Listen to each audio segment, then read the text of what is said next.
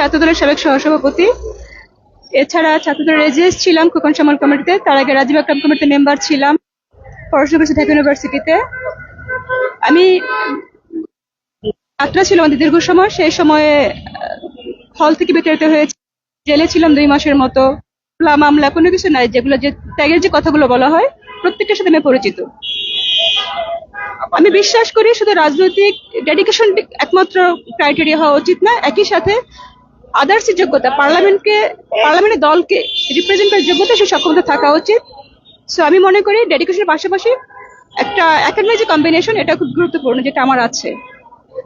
আর আমি বাংলাদেশের শুধু অর্ধেক নারী জনগোষ্ঠীর প্রতিনিধি না, আমি যে ডেমোগ্রাফি, আমার যে বয়স, আমার বয়সের কাছাকাছি মানুষের সংখ্যাটা কিন্তু অনেক বেশি।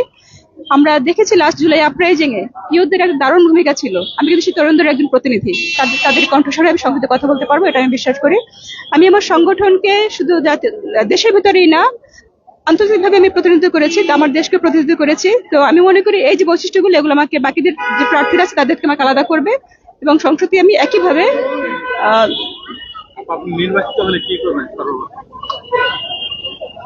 আমি চেষ্টা করব যে টেকনোলজি ফ্যাসিলিটি যে জেন্ডার বেস ভায়োলেন্সটা হয়, এটার বিরুদ্ধে আমি কথা বলতে। কারণ এইটার জন্য আসলে কোনো বর্ণ কিংবা কোনো গোষ্ঠী কিংবা কোনো রাজনৈতিক দল লাগে না।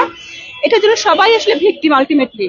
একজন নারীও যেমন ভিকটিম হচ্ছে, একজন পুরুষ তেমন একইভাবে ভিকটিম হচ্ছে।